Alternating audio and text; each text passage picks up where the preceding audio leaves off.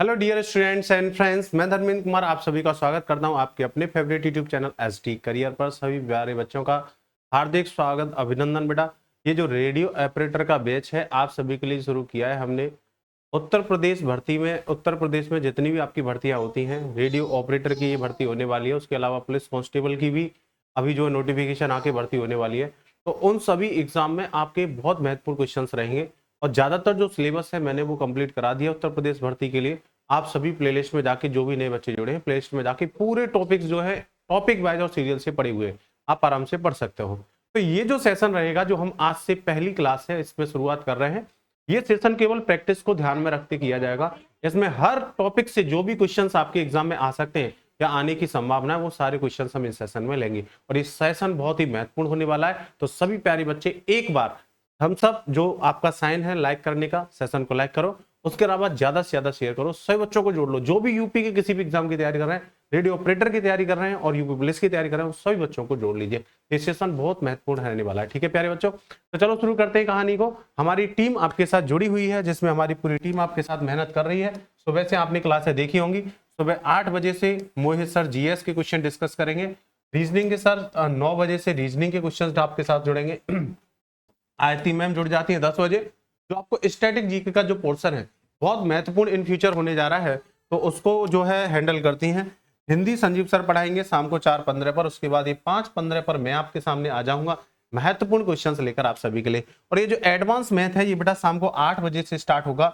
ये शाम को 8 बजे से स्टार्ट होगा और अभी ये जो है हम नेक्स्ट वीक शुरू करेंगे। तो अभी थोड़ा सा इसके लिए आपको वेट करना पड़ेगा 2-1 दिन का। इसको हम नेक्स्ट वीक शुरू करेंगे। मैं एक वीडियो में आपको बता दूंगा कि एडवांस मैथ की क्लास कितनी तारीख से शुरू होगी। ये रेडियो ऑपरेटर के लिए जो प्रैक्टिस सेशन है जिसमें हमारी सभी टीम आपके साथ जुड़ रही है और आपको प्रैक्टिस कराएंगे अच्छे से जो क्वेश्चंस आपके एग्जाम के ओरिएंटेड होते हैं। तो सही बच्चे जुड़ते हैं बेटा और एक बार और जल्दी से लाइक कर दो, शेयर कर दो। राधे राधे, राम राम बेटा। आप सभी बच्चों का बहुत बहुत स्वागत, अभिनंदन आप सभी का। तो चलो बच्चों शुरू कर दें। आज के प्रैक्टिस सेट में हमने जो क्वेश्चंस लिए हैं बहुत अच्छे अच्छे ब्यूटीफुल क्वेश्चंस, 20 क्वेश्चंस और आज की क्लास में हम डिस्कस करेंगे। ठीक है, तो चलो बच्चों देखो पहला क्वेश्चन आप सभी की स्क्रीन पर ये रहा। बताइए इस क्वेश्चन का आंसर क्या होगा। बहुत बढ़िया बढ़िया क्वेश्चन है। तो पहला क्वेश्चन आप सभी की स्क्रीन पर, इसमें देखो क्या पूछा गया।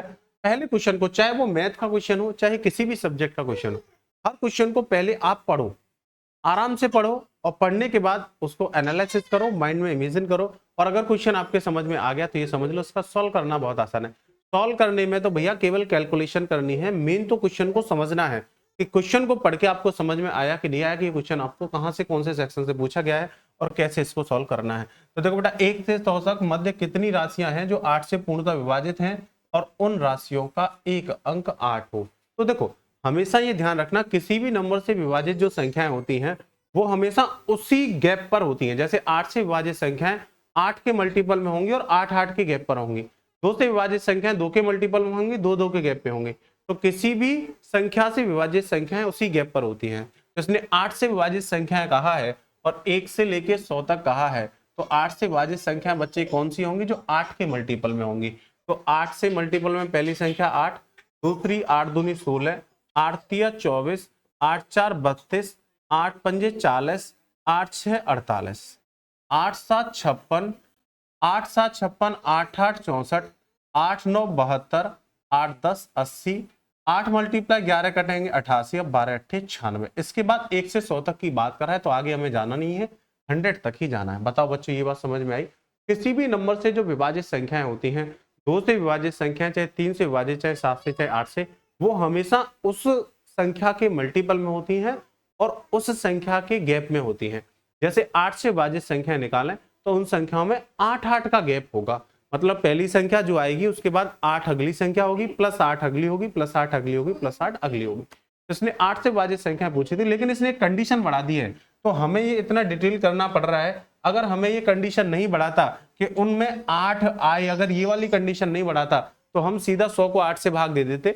जैसे 100 को 8 से भाग दे देते और 100 8 से जितने टाइम्स जाता उतने ही 8 से विभाजित संख्या होंगी 1 से 100 तक। तो 8 से कितने बार जा रहा है, 12 बार। तो अगर आपको केवल किसी भी संख्या से विभाजित संख्या पूछी हो तो वो तो आप डायरेक्ट डिवाइड करके निकाल सकते हो, लेकिन इसने ये कंडीशन बढ़ा दी थी कि उसमें अंक 8 होना चाहिए। इस वजह से मुझे थोड़ा सा डिटेल में जाना पड़ा। अब इसमें से केवल उन संख्याओं को काउंट करना है आपको जिनमें 8 आ रहा हो। तो देखो इसमें 8 नहीं है, इसमें 8 नहीं है, इसमें 8 नहीं है, इसमें 8 नहीं है। ना आपका यहाँ पर 8 है, ना यहाँ है और यहाँ। तो देखो कितनी संख्याओं में 8 है, एक 80 में 8 आ रहा है, एक 88 में 8 आ रहा है, एक 48 में 8 आ रहा है और एक ही। तो आपकी 4 संख्याएं ऐसी होंगी जिनमें 8 आएगा। बस उसने यही पूछा है कितनी संख्याएं 8 से विभाजित हैं जिनमें 8 आ रहा हो, तो आपका आंसर हो जाएगा B4।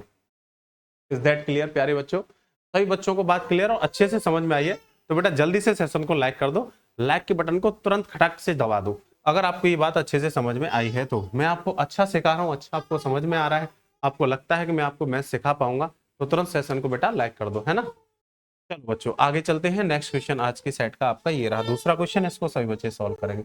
बढ़िया बढ़िया क्वेश्चन, ब्यूटीफुल शानदार क्वेश्चंस हम आपके लिए लाते रहेंगे। बस बने रहिए, आप सेशन को लाइक करते रहो, शेयर करते रहो, ज्यादा से ज्यादा बच्चों को बताते रहो कि भाई यूपी पुलिस की जो भर्तियां हैं उनके लिए एक रामबाण आपका जो है, हमारी पूरी टीम रामबाण बैच लेके आई है जो आपके हर मर्ज में काम करेगा।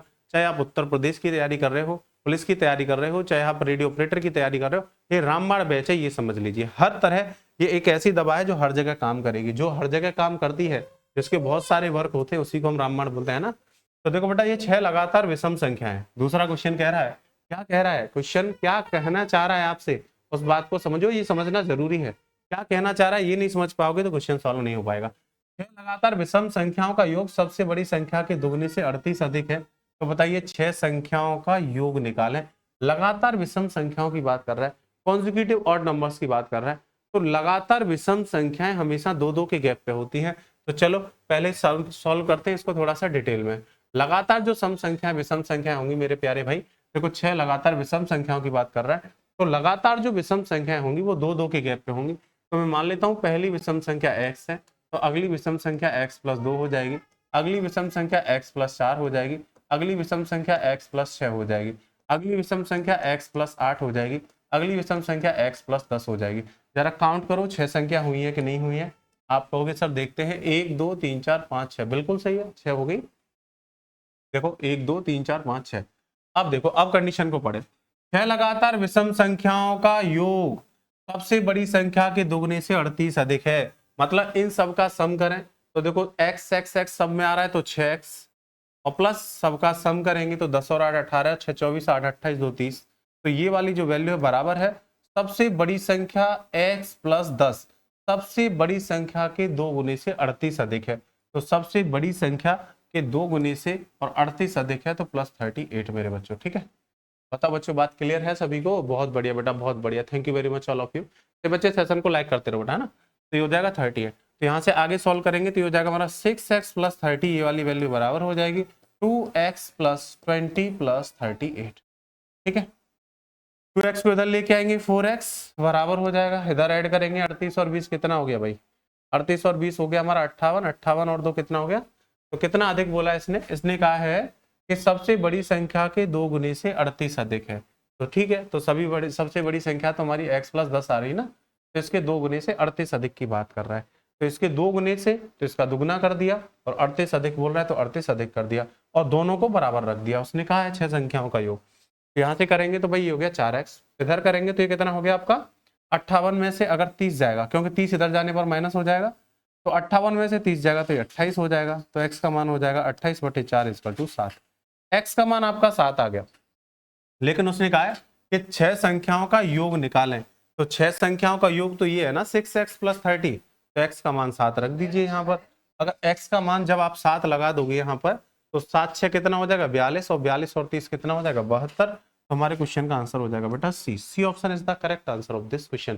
तो ये तो हमने लेट करके पूरा डिटेल में सॉल्व किया, हमने x लेट किया फर्स्ट नंबर को, और विषम संख्या 2-2 के गैप पे होती है तो हर एक संख्या में 2-2 ऐड किया, आगे वाले नंबर्स निकाल लिए, फिर जो कंडीशन थी उसको सेटिस्फाई करा लिया और हमने सॉल्व कर लिया। लेकिन अगर कोई बच्चा कहे नहीं सर एग्जाम में इतना टाइम हमें लगेगा इसको सॉल्व करने में, तब तो हो गया हमारा एग्जाम, बहुत ज्यादा टाइम लग जाएगा। तो देखो प्यारे बच्चों, अगर हमें लेट करने की आवश्यकता है तो क्वाड्रेटिक इक्वेशन बने तो हम बाई ऑप्शन जाते सकते हैं, और हमें जहां लेट करना ही पड़े तो वहां पर भी हम क्वेश्चन को सॉल्व करने के लिए बाई ऑप्शन जा सकते हैं। कहां से जा सकते हैं? By option. तो बाई ऑप्शन उसने क्या कहा है, 6 संख्याओं का योग बताओ, और यहां पर उसने कहा है कि 6 संख्या का योग सबसे बड़ी संख्या के दुगने से 38 अधिक है। सबसे बड़ी संख्या के दुगने से 38 अधिक है। इसका मतलब अगर मैं जो 6 संख्याओं का योग है उसमें से 38 घटा के आधा कर दूं तो सबसे बड़ी संख्या मिलनी चाहिए कि नहीं मिलनी चाहिए? आप कहोगे सर बिल्कुल सही बात है। तो मैं अगर इसमें से 38 घटाऊं तो कितना बच रहा है 12, आधा करूंगा तो भाई 6 सम संख्या मिल रही है, ये ऑप्शन तो गलत है। सम नहीं विषम, देखो ये क्या कहा है इसने, विषम संख्या है, तो विषम संख्या कहा है तो ये गलत हुआ। उसके बाद 60 में से 38 घटाओ, तो 7 में से 38 घटाओगे तो कितना बचेगा भाई आपका, तो बचेगा आपका 22, 22 को आधा करोगे 11, सही है, विषम नंबर मिल रहा है। देखो 60 में से 38 घटाओ तो आपका कितना हुआ 22, 22 का आधा करेंगे 11, तो सबसे बड़ी संख्या वो कह रहा है कि 11 है। तो भाई देखो सबसे बड़ी संख्या अगर 11 हो तो इसमें अगर हम इसकी छोटी संख्या लें तो सम 60 के बराबर आना चाहिए। तो देखो 11, 11 के बाद अगर हम इससे छोटा नंबर लेंगे 9, 9 के बाद कितना आएगा 7, 7 के बाद कितना आएगा 5, 5 के बाद 3, तो देखो 1 2 3 4 5, उसने तो कहा है 6, तो ये आएगा 1, तो ये हो जाएगा 9 9 18, 18 और 11 करोगे 60 नहीं आ रहा भाई, ये योग योग जो है वो 60 तो आना चाहिए, तो ये वाला ऑप्शन गलत हुआ। उसके बाद 72 पर आ जाइए, तो 72 में से आप माइनस करोगे 38 तो कितना बचेगा, 12 में से 8 जाएगा 4 बचेगा और 3 34 डिवाइड बाई 2, तो सबसे बड़ी संख्या आपकी 17 आएगी। तो इससे छोटी संख्या कितनी होगी 15, इससे छोटी कितनी होगी 13, 13 से छोटी कितनी होगी 11, 9 और 7। अब इनका सम देखिए आप, इनका सम देखिए कि इनका सम 72 आ रहा है कि नहीं आ रहा है। तो देखो 9 और 7 16, 16 में 11 जोड़ेंगे 27, 27 में अगर हम 13 जोड़ेंगे तो हो जाएगा हमारा 40, 40 और 32 72 बिल्कुल सही है, तो ये वाला ऑप्शन करेक्ट है सी। ऐसे आप बाई ऑप्शन रिवर्स सॉल्व कर सकते हो, सीधी सी बात है, ऑप्शन उठाओ और चेक करके देखो कौन सा ऑप्शन सारी कंडीशन सेटिस्फाई करता है वो सही है। इसको हम हिट एंड ट्रायल का तरीका बोलते हैं और इसे हम बहुत यूज करते हैं अपने कॉम्पिटिटिव एग्जाम्स में, जिसमें हमें स्पीड निकालनी होती है, अपनी स्पीड को ग्रो करना होता है, और स्पीड की आवश्यकता तो हर जगह है ना, कम समय में जो ज्यादा काम करता है वही ज्यादा एफिशिएंट होता है, और हर जगह ज्यादा एफिशिएंट लोगों की ही आवश्यकता है। ठीक है प्यारे बच्चों, तो आप भी बड़ी एफिशिएंसी अपनी बढ़ा लो। अभी तक जिन बच्चों ने सेशन लाइक नहीं किया बेटा लाइक कर लीजिए, है ना, सब बच्चे सेशन को लाइक कर लो, और दोस्तों को भाइयों को जो तैयारी कर रहे हैं उनको बताते रहा करो, जरा डोज देते रहा करो कि भाई फ्री ऑफ कॉस्ट क्लासेस चल रही हैं, पढ़िए आप सभी लगातार, जो है आपकी हमारी टीम आपके साथ मेहनत कर रही है, थोड़ी बहुत मेहनत आप भी करिए क्लियर करने में, है ना। देखो बेटा, एवलिन ने 3 किस्मों के समान संख्या में कंगन खरीदे जिनकी कीमत नग 30, 35 और 65 है। उन्होंने सभी कंगन के लिए कुल 1690 रुपए खर्च किया, तो उन्होंने प्रत्येक प्रकार के कितने कंगन खरीदे।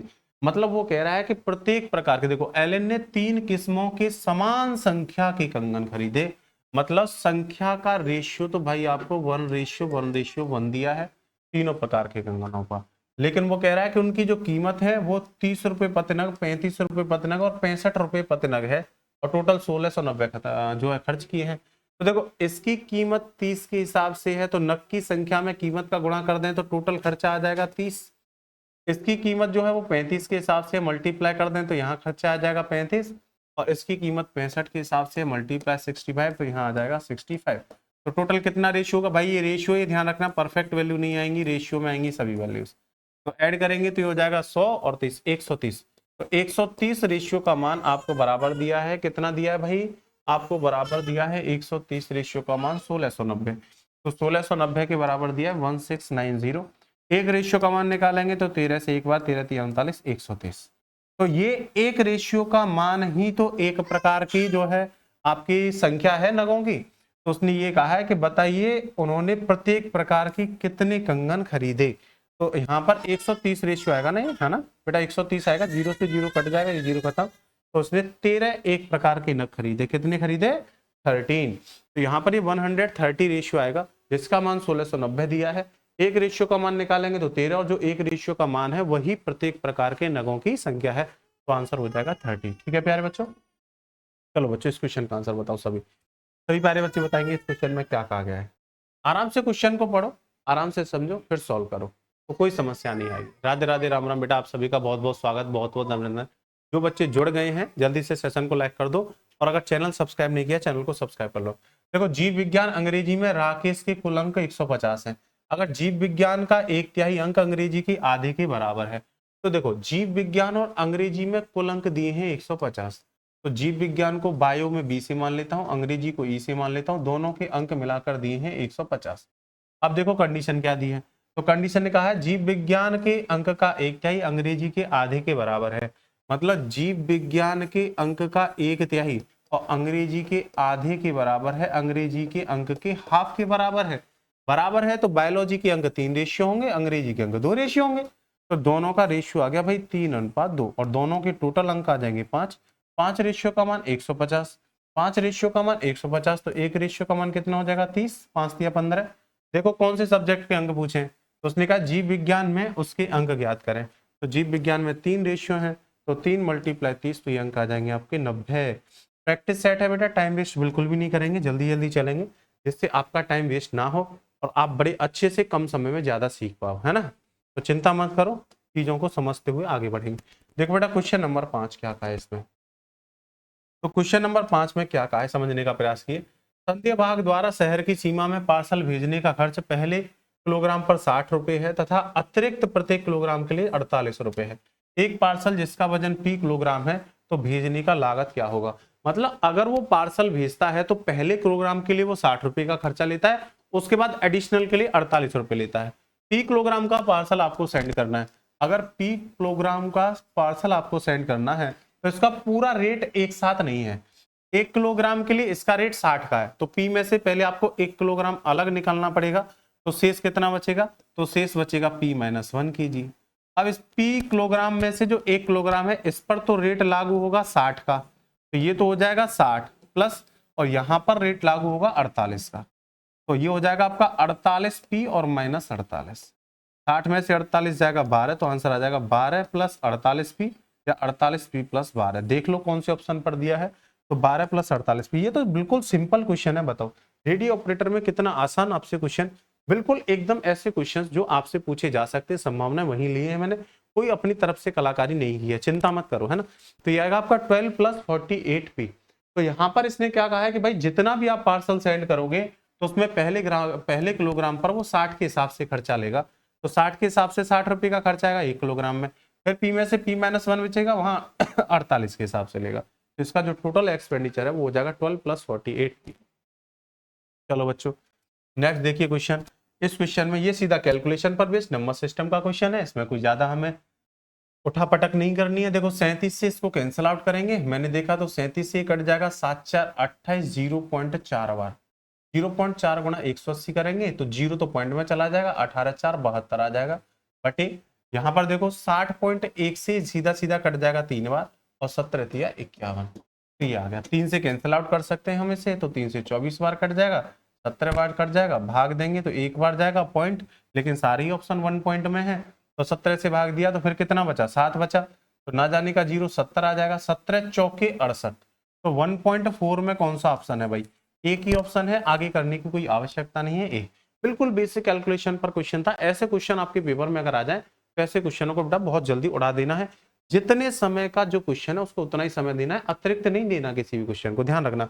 एक्स्ट्रा टाइम अगर दोगे आप तो फिर ये समझ लो आगे क्वेश्चन आपको छोड़ के आने पड़ेंगे, कर नहीं पाओगे। किसी स्केल के सबसे बड़ी मुमकिन लंबाई कितनी हो सकती है, किसी स्केल की सबसे बड़ी मुमकिन लंबाई क्या हो सकती है, अगर जिससे 12 मीटर 8 मीटर 20 सेंटीमीटर और इतने सेंटीमीटर की लंबाइयां ठीक ठीक मापी जा सकें।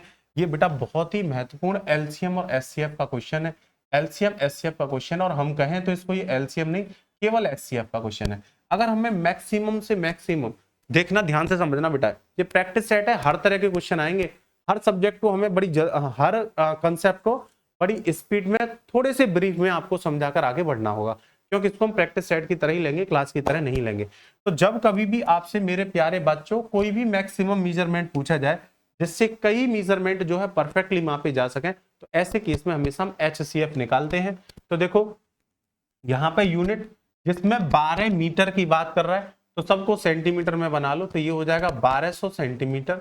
दूसरा मेजरमेंट कितना है, दूसरा मेजरमेंट है 8 मीटर 20 सेंटीमीटर, तो 8 मीटर 20 सेंटीमीटर को हम लिख सकते हैं 820 सेंटीमीटर, 820 सेंटीमीटर। इसके बाद है आपका कितना भाई 4 मीटर और 20 सेंटीमीटर, तो इसको हम लिख सकते हैं 420 सेंटीमीटर। क्यों, क्योंकि 1 मीटर में 100 सेंटीमीटर होते हैं, 1 मीटर में 100 सेंटीमीटर होते हैं, तो जैसे 8 मीटर को सेंटीमीटर बनाएंगे तो 800 हो जाएगा, और 20 और है तो 820 हो जाएगा। ऐसे यहाँ पर 4 को बनाएंगे तो 400 हो जाएगा, 20 और है तो 420। ऐसे अब हमें बड़ी से बड़ी मेजरमेंट निकालनी है जिससे तीनों मापे जा सके, तो उसके लिए निकालते हैं एचसीएफ, और एचसीएफ होता है मेरे भाई कॉमन, तो जो कॉमन है बस वो निकालना है। तो देखो इसमें तो 10 कॉमन है, सीधा सीधा 0 कट रहा है, चलो 10 आ गया। और देखो कितने से कट सकते हैं, 2 से कट जाएगा ये आपका 21 बार, 2 से कट जाएगा 41 बार, 2 से कट जाएगा 6 बार, और कुछ कॉमन दिख रहा है? अब 41 तो प्राइम नंबर है और कुछ कॉमन आ ही नहीं सकता, तो एचसीएफ हो जाएगा 20।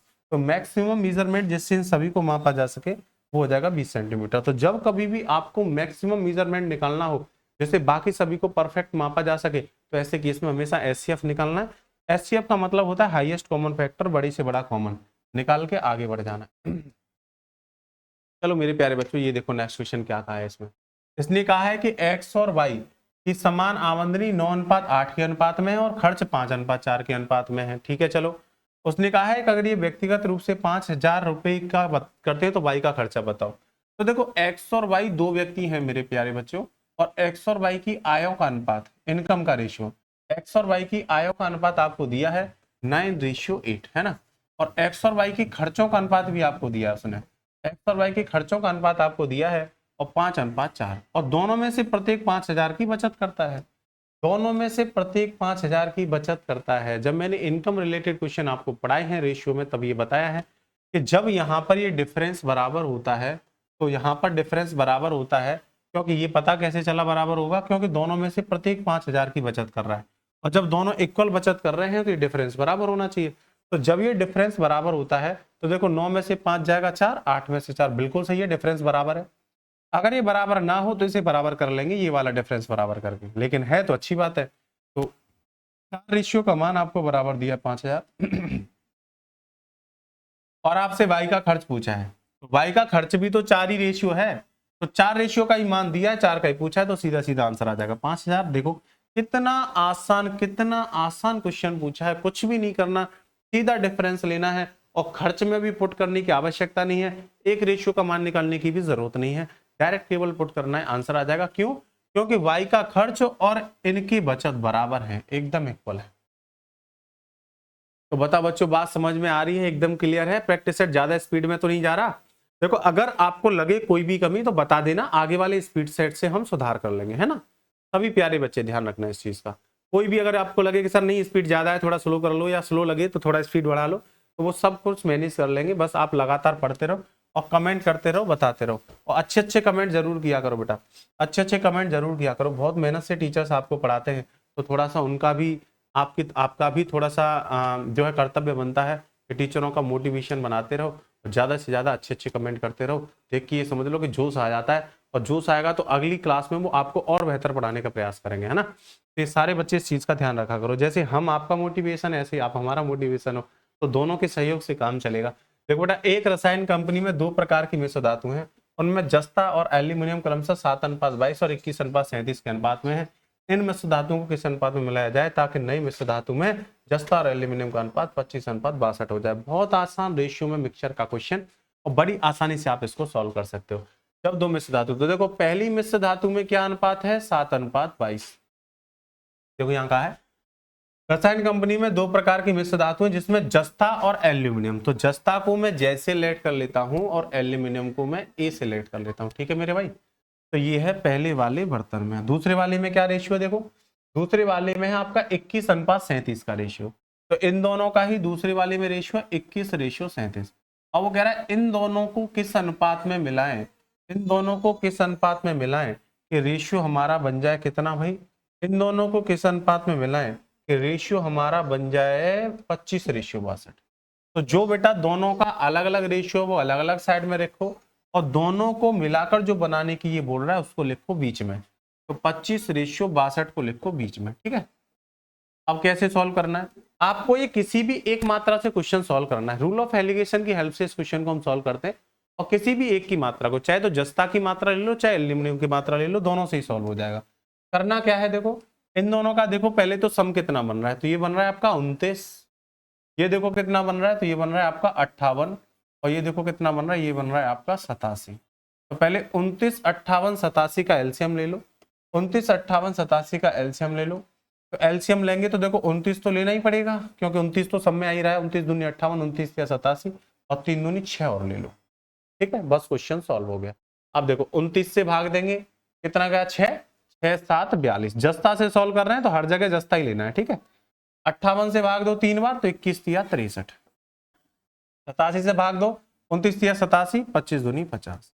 बस एलिगेशन लगा दीजिए, 63 में से 50 जाएगा 13, और 50 में से 42 जाएगा 8, तो हमारा आंसर आ जाएगा 13:8। और देखो 13:8 जो है छुप गया है डर की मारे, आपका डर इसको लग गया तो ये नीचे छुप गया, देखो ये रहा डी ऑप्शन 13:8। उसने लगा कि भाई स्टूडेंट होशियार हैं और बहुत जल्दी आंसर करेंगे और मेरी बेइज्जती हो जाएगी, इतनी जल्दी आंसर कर दिया तो चुपचाप जाके नीचे छिप गया। लेकिन कोई बात नहीं, हम छुपने नहीं देंगे, हम तो निकाल निकाल के ढूंढ ढूंढ के मारेंगे भाई, है ना। तो आप सभी, हमारा आंसर कौन सा हो जाएगा बेटा, डी। सही बच्चे बेटा सेशन को लाइक करते रहो, सभी प्यारे प्यारे बच्चे सेशन को लाइक करते रहो। चलो नेक्स्ट क्वेश्चन पे आ जाओ। इस क्वेश्चन का आंसर बताओ बेटा इस क्वेश्चन का आंसर बताओ क्या होगा। बहुत बढ़िया प्यारे बच्चों, सभी बच्चे सेशन को लाइक करते रहो डियर स्टूडेंट, सभी ऑल द स्टूडेंट सेशन को लाइक करते रहे। आप सभी का बहुत बहुत स्वागत बेटा, आप सभी जुड़े रहिए बेटा। और आपकी जो क्लास है पर डे 5:15 से ही होगी, निश्चिंत रहिएगा, है ना।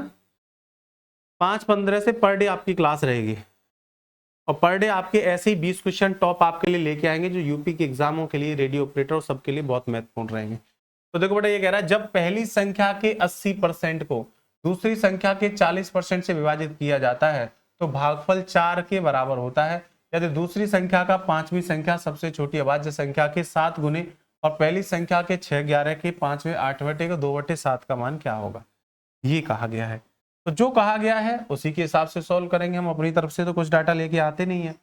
तो पहली संख्या के 80% को, तो पहली संख्या को मैं x मान लूं, तो पहली संख्या के 80% को जब दूसरी संख्या के 40% से भाग दिया जाता है तो दूसरी संख्या को मैंने y मान लिया। तो ये वैल्यू कितनी आती है भाई, ये वैल्यू आती है 4। ठीक है, चलो जो कैंसिल आउट हो रहा है कैंसिल आउट कर लो। तो कैंसिल आउट क्या, 40% से सीधा सीधा 2 बार कट रहा है और 2 से ये 2 बार कट रहा है। तो इसका मतलब यहां से हमें मिल गया कि भाई x/y बराबर होगा 2:1। ठीक है, अब उसने क्या कहा है, अब उसने आगे वाली लाइन में हमें एक मान दे दिया है। तो वो मान क्या दिया है, दूसरी संख्या का 5वीं सबसे छोटी अभाज्य संख्या की 7 गुनी है। मतलब दूसरी संख्या y को इस तरह से मेंशन किया है कि यह जो दूसरी संख्या y है वह सबसे 5वीं सबसे छोटी अभाज्य संख्या। तो अभाज्य संख्या क्या होती है बेटा, अभाज्य संख्या ऐसी संख्या होती है जिनके केवल 2 फैक्टर होते हैं, 2 से शुरू होती हैं, 2, 3, 5, 7। तो हमारी 5वीं जो अभाज्य संख्या होगी, तो अभाज्य संख्या 2 से शुरू होती है, 2, 3, 5, 7। तो 5वीं अभाज्य संख्या कौन सी होगी, 11। तो इसका कहना है कि 5वीं जो सबसे छोटी अभाज्य संख्या उसके 7 गुने के बराबर है। तो y का मान आ जाएगा 11 और मल्टीप्लाई 7। तो 11 मल्टीप्लाई 7 77। तो 1 रेशियो का मान आपका 77 हो जाएगा। तो पहली संख्या निकालेंगे तो 2 रेशियो का मान, तो 2 मल्टीप्लाई 77, 77 मल्टीप्लाई 2 करेंगे तो 154, ये आ जाएगी पहली संख्या। तो अब उसने जो हमसे पूछा वो कहा है पहली संख्या 154 का कितना का है, देखते जाओ। तो उसने कहा पहली संख्या 154 का 6/11 का 5/8। तो 6/11 का 5/8। ठीक है, 6/11 का 5/8 में का 2/7 मान क्या होगा, तो का 2/7 जितना का है वो निकालते जाओ। 11 7 77, ये सीधा 2 बार कट जाएगा, 2 दूनी 4 दूनी 8 से 8 कट जाएगा आंसर आ जाएगा 5 3 15। आंसर आ जाएगा 5 3 15। कौन से ऑप्शन पर है, ए ऑप्शन पर है। A option is the correct answer. तो जैसे जैसे क्वेश्चन में कह रहा है बेटा वैसे वैसे करना है, कोई भी ज्यादा लोड माइंड पर नहीं लेना है, केवल क्वेश्चन को आराम से पढ़ो, आराम से समझो और समझने के बाद उसे सॉल्व कर लो। ठीक है, आज के बाद आपको, अगर आप लगातार ये जो हमारे टॉप 20 क्वेश्चंस की प्रैक्टिस चलेगी, अगर ये क्वेश्चन आप लगातार बेटा लेते रहते हो, जब तक ये जो है हमारी प्रैक्टिस चले तब तक आप लगातार पर डे 20 क्वेश्चन लगाते हो, तो यूपी के किसी भी एग्जाम में रोकोगे नहीं आप। आपको ऐसा लगेगा सब कुछ पढ़ रखा है, कहीं पे कोई समस्या है नहीं। स्पीड आपकी बूस्ट हो जाएगी, क्योंकि प्रैक्टिस सेट का सबसे असली रोल होता है स्पीड को बूस्ट करने में। तो स्पीड को बूस्ट करने में आपकी हेल्प करेगा। ठीक है बच्चों, चलो बच्चों इस क्वेश्चन को सॉल्व करो। देखो ये कह रहा है वर्ष 2016 में एक कॉलेज में छात्रों की संख्या 2500 है, इसमें 55% लड़के हैं और बाकी लड़कियां हैं। वर्ष 2017 में छात्रों की संख्या 12% वृद्धि हो जाती है, लड़का और लड़कियों के बीच अनुपात सेम रहता है। तो 2017 में लड़कियों की कुल संख्या, ये तो बहुत आसान बात हो गई, अनुपात बदलना नहीं है। तो अनुपात बदलना नहीं है तो पहले 2016 में कॉलेज में कितने स्टूडेंट थे, तो 2016 में कॉलेज में स्टूडेंट थे 2500। अब वो कह रहा है 2017 में स्टूडेंटों की संख्या 12% बढ़ेगी। देखो ये कह रहा है ना 12% बढ़ेगी, तो भाई जब स्टूडेंटों की संख्या 12% बढ़ेगी तो आप ये निकालो कि 2017 में स्टूडेंट कितने होंगे। ये जो 2500 स्टूडेंट है 2016 में है, तो अगर हम 2017 में स्टूडेंटों की संख्या निकालेंगे तो 12% बढ़ रही है। तो अगर 12% बढ़ रही है तो 12% वृद्धि का मतलब हो गया बेटा 112%। तो अगर हम बढ़ी हुई संख्या निकालेंगे तो आ जाएगा 112% बटे 100, 100 से 100 कट जाएगा। तो 25 दूनी 50, 0 5, 25 और 5 30, 0 3, 25 और 3 2800, ये आ गई। 2017 में जनसंख्या आ गई मेरे भाई 2800। रेशियो बदल नहीं रहा, रेशियो बदल नहीं रहा, और उसने कहा है कि 55% लड़के हैं। तो 55% लड़के हैं 55%, तो 55% का फ्रैक्शन मान 11/20, मतलब टोटल स्टूडेंट 20 में से 11 लड़के तो रेशियो सेम रहेगा। तो मतलब 2800 में बॉयज और गर्ल्स अगर हम देखें तो बॉयज गर्ल्स आ जाएंगी भाई 11:9 और टोटल 20। टोटल हमें दिया 2800, तो 20 रेशियो का मान 2800, तो एक रेशियो का मान हो जाएगा 140। अब उसने क्या पूछा आपसे, तो उसने कहा है लड़कियों की कुल संख्या बताओ कितनी होगी। तो लड़कियों की कुल संख्या 9 रेशियो हो जाएगी, 9 मल्टीप्लाई 140, तो 0 9 4 36 से 3 और 3 1260। तो लड़कियों की संख्या हो जाएगी 1260। कौन से ऑप्शन पर है प्यारे बच्चे, डी ऑप्शन। बताओ कितना आसान क्वेश्चन है। केवल उसने 2016 से 2017 में वृद्धि दी है, वृद्धि के बाद ये कहा रेशियो चेंज नहीं हुआ है। अगर रेशियो चेंज नहीं हुआ है तो रेशियो चेंज नहीं होगा, इसमें कौन सी बड़ी बात है। फिर उसके बाद जो रेशियो कह रहा है उसमें हम डिस्ट्रीब्यूट कर देंगे। चलो बच्चों इस नेक्स्ट क्वेश्चन को सॉल्व करो, ये भी बढ़िया क्वेश्चन। एक व्यापारी लागत मूल्य पर, क्वेश्चन को आराम से पढ़ के सॉल्व करेंगे। देखो, एक व्यापारी लागत मूल्य पर लाभ प्रतिशत की गणना करता है और एक अन्य व्यापारी विक्रय मूल्य पर गणना करता है। यदि दोनों 5200 रुपए में बेचे गए लेखों पर 30% लाभ का दावा करते हैं तो उनकी लाभों का योग कितना होगा। बहुत बढ़िया क्वेश्चन। मतलब दोनों 3% लाभ बोल रहे हैं, लेकिन एक जो है सीपी पर कैलकुलेट कर रहा है वो तो सही जा रहा है, लेकिन एक कर रहा है एसपी पे, वो गलत रास्ते पे जा रहा है, तो उसको सही रास्ते पे लेके आना पड़ेगा क्योंकि बेटा हमेशा लाभ की गणना कहाँ की जाती है, हानि की गणना कहाँ की जाती है, क्रय मूल्य पर। तो एक बेवकूफ है वो विक्रय मूल्य पे कर रहा है, उसकी वजह से ये पूरा झोल बन गया और उसकी वजह से हमें ये क्वेश्चन पढ़ना पड़ रहा है। तो चलो ठीक है, हम पहले देखते हैं जो सीपी पर कैलकुलेट कर रहा है उसका क्या बनेगा। तो जो 30% लाभ है, 30% लाभ है, तो 30% का फ्रैक्शन मान 3/10, 3/10। जो सीपी पर कैलकुलेट कर रहा है तो नीचे सीपी आएगा, ऊपर लाभ आएगा, तो एसपी कितना हो जाएगा बेटा, तो एसपी हो जाएगा 10 और 3 13। दूसरा चलो एसपी पर कैलकुलेट कर रहा है, तो अगर वो एसपी पर कैलकुलेट कर रहा है 30% प्रॉफिट, तो 3/10 में एसपी पर कैलकुलेट कर रहा है तो नीचे एसपी आएगा, ऊपर आपका लाभ आएगा, और यहां पर सीपी हो जाएगा आपका 10 में से 3 घटाएंगे 7। अब उसने स्पष्ट कहा है, क्या स्पष्ट कहा है जरा पढ़ो आगे। यदि दोनों 5200 रुपए में बेचे गए लेखों, मतलब दोनों समान प्राइस 5200 पर बेच रहे हैं, तो इसका विक्रय मूल्य 13 बन रहा है, इसका 10। ऐसा नहीं होना चाहिए, सेम होना चाहिए। तो सेम कर लो, तो यहाँ पे मल्टीप्लाई 10 कर दो, तो 10 का गुणा यहाँ भी हो जाएगा और 10 का यहाँ भी हो जाएगा 130। तो इसको 130 करने के लिए यहाँ 13 का गुणा करना पड़ेगा, तो 13 का यहाँ भी हो जाएगा और 13 का यहाँ भी हो जाएगा। विक्रय मूल्य दिया है आपको तो 130 रेशियो का मान दिया है, 130 रेशियो का मान बराबर दिया है मेरे प्यारे बच्चों 5200। ठीक है, तो 13 4 52, तो एक रेशियो का मान आ जाएगा 40। दोनों के लाभों का जोड़ पूछा है, तो देखना दोनों का लाभ कितना बन रहा है। इसका लाभ बन रहा है 30, इसका बन रहा है 39। तो इसका लाभ बन रहा है 30 और इसका बन रहा है 39, तो दोनों का लाभ हो गया मिलकर 69, और एक रेशियो का मान 40 का कर दीजिए गुणा। 0 4 9 36 या 3 24 और 3 2760, तो दोनों के लाभों का जोड़ आ जाएगा 2760। ये option is the correct answer of this question. 2760 is the correct answer of this question. कितना बढ़िया क्वेश्चन है बताओ। कभी कभी उत्तर प्रदेश पुलिस और आरओजे जो छोटे छोटे एग्जाम्स होते हैं इनमें भी कभी कभी अच्छे क्वेश्चन पूछ लेता है, तो वो अच्छे क्वेश्चन भी आपको आने चाहिए। चलो मेरे बच्चों इस क्वेश्चन का आंसर बताओ क्या हुआ। Question number 13। एक बार बेटा सभी बच्चे सेशन को लाइक कर दो, और जो बच्चे चैनल पर पहली बार आए हैं चैनल को सब्सक्राइब कर लो। ऐसी ही खूबसूरत क्लासों के लिए और ऐसे ही ब्यूटीफुल क्वेश्चंस के लिए इस चैनल को लाइक कर लो, और क्लासेस सारी देखो, जितनी भी क्लासेस है पूरी देखा करो बेटा। एक खिलौने का अंकित मूल्य 1800 है और इसे 20% 15% के सिलेवार 2 छूटे देकर बेचा गया, तो विक्रय मूल्य तो बहुत आसान है। अंकित मूल्य दिया है 1800, अंकित मूल्य दिया है 1800 मेरे प्यारे बच्चों, ठीक है। तो 20% और 15% के 2 बट्टे दे रहा है, तो 20% का डिस्काउंट दे रहा है, तो 20% कितना होता है 1/5। डिस्काउंट दे रहा है तो 5 में से 1 घट के कितना हो जाएगा 4/5। ये बात आपको समझ में आनी चाहिए। अगर समझ में नहीं आ रही है तो देखो मैं लिख के बता देता हूँ। 20% डिस्काउंट की बात कर रहा है, तो 20% का फ्रैक्शन मान 1/5 हो जाएगा। 5 पर 1 का डिस्काउंट बनेगा तो एसपी हो जाएगा 4/5। डिस्काउंट में घटा कर दो 4/5, और दूसरा बट्टा कितना है 15%, तो 15% का फ्रैक्शन मान कितना होता है 3/20, और बट्टा है तो 17/20। 20 पंजे 100 से 100 कट जाएगा, 18 4 72 मल्टीप्लाई 17। तो 17 दूनी 34, 4 पीछे 4 आ रहा है, एक ही ऑप्शन में आ रहा है और किसी में आ नहीं रहा, कहानी खत्म। लेकिन चलो कोई बात नहीं, पेपर में तो ऐसे ही करेंगे, यहाँ पर तो हमारे पास टाइम है तो कैलकुलेट कर लेते हैं। 17 दूनी 34, 4 3 17 7 119 और 3 122, किया जाएगा 1224। ऑप्शन 20 था करेक्ट आंसर। कितना बढ़िया क्वेश्चन, 1 लाइनियर क्वेश्चन है, सीधा फ्रैक्शन से खत्म करो।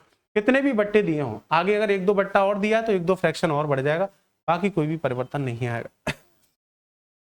चलो बच्चों, इस क्वेश्चन को समझो सभी, जल्दी जल्दी आंसर करो बेटा, जल्दी जल्दी आंसर करो सही बच्चे। हर क्वेश्चन का आंसर फास्ट किया करो, समझ के एकदम ध्यान से कंसंट्रेशन से पढ़ो, कोई भी लोड लेने की जरूरत नहीं, फुल कंसंट्रेशन के साथ, है ना, फुल कंसंट्रेशन के साथ पढ़ो, क्वेश्चन को पढ़ा करो आराम से। एक्स और वाई योजनाओं में 3 साल के लिए 2500 और 3200 रुपए, मतलब एक एक्स योजना है, एक्स योजना में निवेश किया गया है 2500 रुपए का, दूसरी वाई योजना है, वाई योजना में निवेश किया गया है 3200 का। ठीक है, चलो ठीक है, कैसे निवेश किया गया है जरा ये और देख लो। तो एक्स योजना वाई में 15% 10% का रेट है और 3 साल के बाद मिलाकर कितनी राशि मिलेगी ये कहा है। तो ठीक है, ये तो बहुत आसान है भाई, 3 साल, तो यहाँ पर जो रेट है वो आपका 15% है, यहाँ पर जो रेट है 10%। ठीक है, और 3 वर्ष की बात की गई है, तो 3 वर्ष की बात की गई है, तो पहले तो एक काम करो, एक एक साल का ब्याज निकाल लो, 3 का बाद में देख लेंगे। तो 2500 पर 15% लगाएंगे, तो 2500 पर 15% ब्याज कितना बनेगा, 2500 मल्टीप्लाई 15/100, तो 25 गुणा 15, 15 पंजे 75, 7 375 का ब्याज बनेगा। यहाँ 10% से लगाओगे 3200 पर तो 320 का ब्याज बनेगा, क्योंकि 320 का 10%, 1/10, 1 जीरो हट जाएगा, बस 320। लेकिन समय दिया है 3 साल, तो मल्टीप्लाई 3, तो यहाँ पे बनेगा आपका 960, और यहाँ पर मल्टीप्लाई 3 करेंगे तो 3 5 15 5 1 21 और 1 22 2 और 9 और 2 1125, तो इतना इंटरेस्ट दोनों को जोड़ दो तो टोटल इंटरेस्ट आ जाएगा हमारा 5, 6 और 2 8, 2085, 2085 का ब्याज, और जमा कितना किया था 5700, 5700, 5700 में 2085 जोड़ दो तो 7785, option A is the correct answer of this question. बड़ा आसान सा क्वेश्चन, सिंपल इंटरेस्ट का आपसे पूछा है, केवल 2 अलग अलग धन दे दिए, अलग अलग रेट दे दिया है, समय सेम दे दिया है और बनने वाला टोटल धन आपसे पूछ लिया है। बताओ प्यारे बच्चों, बात क्लियर है, एकदम क्लियर? तो चलो आगे बढ़ते हैं। सही बच्चे, बेटा सभी क्वेश्चनों को आराम से ध्यान से देखना है ना, और सेशन को लाइक करना ना भूलना।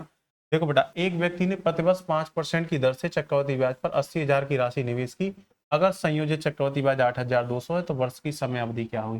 ये तो बहुत आसान हो गया, आपको प्रिंसिपल दिया गया है 80,000, कितना दिया गया है 80,000, तो वो कह रहा है कि 8200 ब्याज कितने साल में बनेगा। ठीक है, 5% का रेट है, 5% कितना होता है 1/20, तो 1/20 से एक साल में ब्याज कितना बनेगा 4,000, एक साल में 4,000 बनेगा, दूसरे साल में 4,000 बनेगा, उससे ऊपर जाएंगे तो 8,000 से बहुत ज्यादा निकल जाएगा, तो समय 2 साल से बड़ा नहीं हो सकता है, एक साल में कम है तो एक ही ऑप्शन बचा दो, नहीं तो आप कैलकुलेट करके देख लो, 4,000 पर 1/20 निकालेंगे 200, तो देखो 8,200 कितने साल में बन गया 2 साल। समय का कोई भी क्वेश्चन कंपाउंड इंटरेस्ट का है, बड़ा आसान सा आइडिया आपको बना देना है, मूलधन पर एक साल का साधारण ब्याज निकाल लेना है, उस साधारण ब्याज से आपको अंदाजा लग जाएगा कि इसमें कितना समय होना चाहिए। एक साल का 4,000 है, चक्रवृद्धि ब्याज 8200 बन रहा है, तो 2 साल से ऊपर तो जा नहीं सकता, क्योंकि साधारण ब्याज ही 12,000 बनेगा 2 साल से ऊपर 3 साल का, तो बहुत एबव हो जाएगा, तो आंसर हमारा 2 साल हो जाएगा। ऐसे आप समय को डायरेक्टली कैलकुलेट कर सकते हो। डियर स्टूडेंट, देखिए क्वेश्चन, अब बस इतने इतने रुपए लगाते हैं, व्यापार में आरंभ किया तो वर्ष के अंत में, अच्छा एक क्वेश्चन इनकम्प्लीट रह गया, कोई बात नहीं। चलो बच्चों, इस नेक्स्ट क्वेश्चन को देखो, इस नेक्स्ट क्वेश्चन को देखेंगे हमारे सभी भाई दोस्त। क्वेश्चन को पढ़ो बच्चों, ध्यान से पढ़िए सही बच्चे, और आंसर करना है इस बार, है ना। अब आपके इस सेशन के मात्र 3 क्वेश्चन और बचे, क्योंकि हमारा टॉप 20 क्वेश्चन का शो है, इसमें 20 क्वेश्चन हम आपको पर डे डिस्कस कराएंगे ही कराएंगे, और 20 क्वेश्चन में ऐसे ऐसे क्वेश्चन लेंगे जो आपके एग्जाम के ओरिएंटेड क्वेश्चन होंगे। ठीक है डियर स्टूडेंट, चलो बच्चों इस क्वेश्चन को बताओ, बहुत बढ़िया। तो देखो बेटा, एक कक्षा में 18 लड़कियां हैं और 30 लड़के हैं, कक्षा में सभी लड़कियों की औसत ऊंचाई 144 है, जबकि कक्षा में लड़कों की औसत ऊंचाई 150 है और सभी छात्रों की औसत ऊंचाई 148 है। मेरे प्यारे बच्चों, जब कभी भी आपको 2 अलग अलग ग्रुपों का औसत दिया है, फिर मिलाकर औसत दिया है, तो हम आराम से उनकी संख्या का रेशियो निकाल सकते हैं रूल ऑफ एलिगेशन की हेल्प से। तो देखो, लड़कियों की औसत ऊंचाई दी है 144, गर्ल्स की औसत दी है औसत ऊंचाई 144, और बॉयज की औसत ऊंचाई दी गई है मेरे भाई 150, बॉयज की औसत ऊंचाई दी गई है मेरे भाई 150, और दोनों की मिलाकर औसत ऊंचाई दी गई है 148। 148। रूल ऑफ एलिगेशन लगा लीजिए, 148 में से 44 जाएगा 4, 150 में से जाएगा 2, 2 से कैंसिल आउट करेंगे तो आ जाएगा 1:2। तो ये हमारा गर्ल्स रेशियो बॉयज आ गया। इसमें हमें संख्या किसकी दी है, गर्ल्स की, और उसने कहा है कि कक्षा में सभी लड़कों का कुल वजन बताओ। अगर लड़कों का औसत वजन 50 किलोग्राम है तो पहले तो लड़कों की संख्या निकालो। तो लड़कियों की संख्या 18, तो 1 रेशियो का मान दिया 18, तो हमें लड़कों की संख्या निकालेंगे तो 2 रेशियो, तो 18 दूनी 36। जब हम रूल ऑफ एलिगेशन लगाते हैं मेरे प्यारे बच्चों, ध्यान से समझना, जब हम एवरेज में रूल ऑफ एलिगेशन लगाते हैं तो 2 अलग अलग ग्रुपों का औसत दिया, मिलाकर दिया है, तो जो हमारा यहाँ रेशियो निकल के आता है ये इनकी संख्या का अनुपात निकल के आता है। इसमें गर्ल्स हमें 18 दी थी तो बॉयज हो जाएंगे 36, इनका औसत वजन 50 दिया है तो मल्टीप्लाई 50, तो वजनों का जोड़ आ जाएगा, तो वजनों का जोड़ आ जाएगा 1800। बस उसने यही पूछा है कि सभी लड़कों का कुल वजन कितना है, तो 1800 डी ऑप्शन पर। Option D is the correct answer of this question. कौन सा आंसर होगा प्यारे बच्चों, option D, option D is the correct answer. चलो भाई नेक्स्ट इस क्वेश्चन को बताओ। कितने बढ़िया बढ़िया बड़े बड़े क्वेश्चंस देखो आपके कभी कभी पूछ लिए गए हैं। आप 2 महिलाएं अनु है और एक मनु है, एक कढ़ाई डिजाइन पर काम कर रही हैं। दोनों अगर एक साथ काम करती हैं तो लगने वाले समय की तुलना में अगर मनु अकेले काम करती है तो डिजाइन को पूरा करने में 8 घंटे अधिक लेती है, और अगर दोनों अगर एक साथ मिलकर काम करती हैं तो लगने वाले समय की तुलना में अगर अनु अकेले काम करती है तो डिजाइन को पूरा करने में 4.5 घंटे का अधिक समय लेती है। तो बताइए अनु अकेले डिजाइन कितने समय में पूरा करेगी। बढ़िया क्वेश्चन है, और देखो बढ़िया के साथ साथ छोटा भी क्वेश्चन है मेरे प्यारे बच्चों, ये ध्यान रखो। मैं आपको पहले बता देता हूँ कंसेप्ट, उसके बाद a प्लस बी अगर एक काम को मान के चलो x दिनों में कर सकते हैं, ध्यान से सुनना, और a अकेला अगर इस काम को x प्लस ए में कर सकता है। भाई सीधी सी बात है, अगर आप दोनों मिलकर x दिन में कर रहे हैं तो अकेले से करवाओगे तो ज्यादा दिन ही लगेंगे कुछ, और b अकेला अगर इसे x प्लस बी में कर सकता है। ऐसा अगर फॉर्मेट का कोई भी क्वेश्चन आए तो a और b दोनों मिलकर काम को कितने दिन में करेंगे उनकी संख्या आप डायरेक्ट निकाल सकते हो, अंडर रूट इसको कितने दिन अधिक लग रहे हैं और इसको कितने अधिक लग रहे हैं दोनों का मल्टीप्लाई, तो अंडर रूट ए और b एक कार्य को करने में एक साथ कितना समय लेते हैं उससे a अकेले को कितना अधिक लगता है, b अकेले को कितना अधिक लगता है, अगर इन दोनों का मल्टीप्लाई करके रूट ले लें तो a और b के कार्य समाप्ति के डायरेक्ट दिन हमारे पास आ जाते हैं। तो ये क्वेश्चन इसी कंसेप्ट पर है, मैं प्रैक्टिस करा रहा हूं बेटा। जब मैं आपको पढ़ाता हूं तो बिल्कुल बेसिक से मैंने ये क्लास में बताया भी हुआ है टाइप, और पूरा सॉल्व करके भी बताया है, तो आप वहां पर देख सकते हो। अब ये प्रैक्टिस है तो प्रैक्टिस के हिसाब से चलेंगे। तो पहले मनु को 8 घंटे ज्यादा लग रहे थे, अनु को 4.5 घंटे ज्यादा लग रहे हैं, दोनों का मल्टीप्लाई करके रूट ले लो तो दोनों का कार्य समाप्ति का समय आ जाएगा। तो देखो 8 4 32, 8 5 40, अंडर रूट 36, अंडर रूट 36 में से बाहर आ जाएगा 6। ये दोनों का एक साथ मिलकर का आ गया। लेकिन उसने हमसे किसका पूछा है, उसने पूछा है अनु को, तो अनु 4.5 घंटे अधिक ले रही है, तो 6 से 4.5 घंटे अधिक ले रही है, तो अनु को लगेगा 10.5। कार्य समाप्ति में अनु अकेले को लगेगा 10.5। 10.5 कौन सी ऑप्शन पर है, सी ऑप्शन पर है। अगर मनु का पूछता तो वो 8 घंटे अधिक लेती है तो 14 घंटे आंसर होता, लेकिन उसने अनु का पूछा है तो ऑप्शन भी अनु के हिसाब से दिए हैं। ठीक है मेरे प्यारे बच्चों, चलो आ जाइए क्वेश्चन नंबर 19। ये टाइम एंड वर्क के क्वेश्चन है, बड़े बढ़िया बढ़िया क्वेश्चन आपसे पूछे गए हैं, बढ़िया बढ़िया से सवाल आप लोगों से पूछे गए हैं रेडियो ऑपरेटर में। बताओ बेटा प्यारे बच्चों, सही बच्चे बताओ जल्दी से क्या होगा इस क्वेश्चन का उत्तर। ए और बी एक काम को मिलकर कर सकते हैं 12 दिन में, बी और सी एक काम को 15 दिन में कर सकते हैं, सी और ए 20 दिन में कर सकते हैं। तो ए बी सी एक साथ काम करें तो कितने दिन में काम हो जाएगा। बहुत सिंपल, और ये क्वेश्चन बहुत आने वाला है भाई।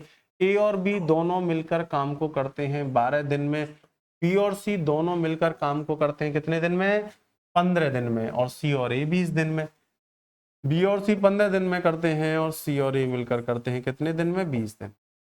तो 15 12 20 का एलसीएम ले लेंगे बच्चों 60, 12 पंजे 60, 15 चौके 60 और 20 दिया 60। जब कभी भी ऐसे पेयर में आपको कार्य दिए हों A B B C C A X Y Y Z Z X P Q Q R R P, तो आप बस तीनों को जोड़ दो।